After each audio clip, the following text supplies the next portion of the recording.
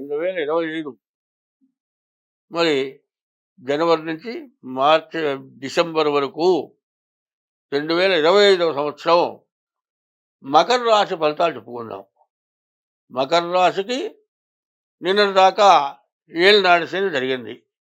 ఈ ఏలినాటి శని 7 సంవత్సరాల 3 నెలలు జరిగింది. 7 సంవత్సరాల 3 నెలలు కూడా అయిపోయింది. ఇంకా 3 నెలలు ఉంది. ఈ 3 నెలలు అయితే కుంభంలో నుంచి శని మీనానికి వెళ్తాడు. ఈ శని యొక్క లక్షణం ఎట్లాంటిది అంటే, శని ఎప్పుడు కూడా వక్రగతి ఉంటుంది. ఆయన ముందుకు వెళ్ళినా కూడా వెనక పరిస్థితిని బాగా చూస్తాడు. శనిని నమ్మకూడదు. ఎట్లా నమ్మకూడదు అంటే, మనిషిని కూడా నమ్మకూడదు. మనిషి నోటితో మంచి మాట్లాడుతూ కూడా చెడు చేస్తాడు. ఎందుకంటే మనుషుల్లో కూడా రకరకాలైన జన్మ సృష్టి ఉంది.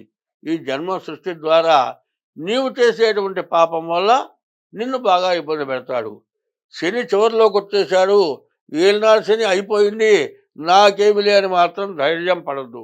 ఈ చివరి రోజుల్లో శనికి 19,000 జపం చేయించుకొని నల్ల నువ్వులు దానం ఇవ్వటం చాలా అవసరం. ఈ 3 నెలలు దాటితే మీ బాధలన్నీ కూడా తొలగిపోతాయి. అయితే ఇప్పటికీ మీరు చేసిన అప్పులన్నీ తీరిపోతాయి. మళ్ళీ ఎట్లా ఉంటుందంటే, పసిపిల్లవాడు పుట్టినవాడికి తల్లి పాలు పోసి పెద్దగా పెంచినట్లుగా ఇక రేపు మార్చి 30 నుంచి కష్టపడి ఏదో వృత్తిలో స్టెప్ బై స్టెప్గా ముందుకు వెళ్తారు. సమస్యలన్నీ తీరిపోయినాయి. ఇక ముందు ముందు పర్వాలేదు. ఇప్పటి పరిస్థితి ఎట్లా ఉంటుందంటే, ఇక నా పని అయిపోయింది, నేను ఎందుకు పనికిరాను, కూర్చొని తినటానికి తప్పితే సంపాదించి పెట్టగలిగిన స్థితి పోయింది, నా దగ్గర రూపాయి లేదు. నాబోటి వాడు చెబితే, ఎవరో ఏదో చేసుకో, ఏం చేయమంటా, నా దగ్గర రూపాయి లేదు, నేనేం చేస్తానంటావు. అట్లా కాదు, భగవంతుడు ఇచ్చేటప్పుడు రకరకాలైన మార్గాలు దొరుకుతాయి. ఏ కంపెనీలోనూ చేస్తావు, నీ నీతి నిజాయితీకి వాళ్ళు షేర్ ఇస్తాడు. ఇట్లా బాగా ముందుకు వెళ్ళటానికి అవకాశం ఉంటుంది. కాబట్టి ఈ రాశి వాళ్ళకి చాలా దగ్గరలో మంచి రోజులు రాబోతూ ఉన్నాయి. మంచి రోజులు రాబోతూ ఉన్నాయి కదా అని అశ్రద్ధ చేయొద్దు. మరి ఎక్కడ ఖర్చు అవుతుందనే ఆలోచన అంతకంటే చేయొద్దు. ఈ టైంలో మీ జాతకం చూపించుకోండి. మీకు అన్ని విధాలా భగవంతుడు మేలు చేస్తాడు. మీకు అన్ని విధాల సమస్యలు లేకుండా మీరు చాలా బాగుంటారు. చాలా దగ్గరలో ఉంది. చివరికి వచ్చాం కదా అని ఊరుకోకూడదు. ఏమవుతుందంటే, ఆపరేషన్ చేస్తారండి, కుట్లేస్తారు, పూర్తిగా కుట్లు తీస్తారు, పుండు మారిపోతుంది, పైన చెక్కు కడుతుంది. చెక్కు కట్టేటప్పుడు ఏమవుతుంది, విపరీతమైన జలబుడుతుంది.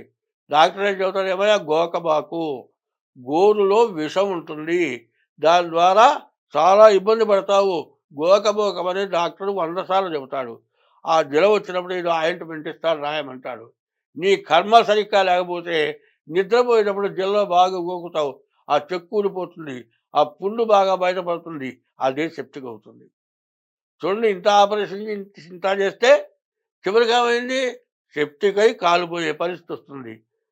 ఆపరేషన్ చేసిన తర్వాత మానిన దానికంటే ఈ సెప్టిక్ అయింది మానటమా, అసలు కాలిపోవటమా అనే పరిస్థితికి వస్తుంది.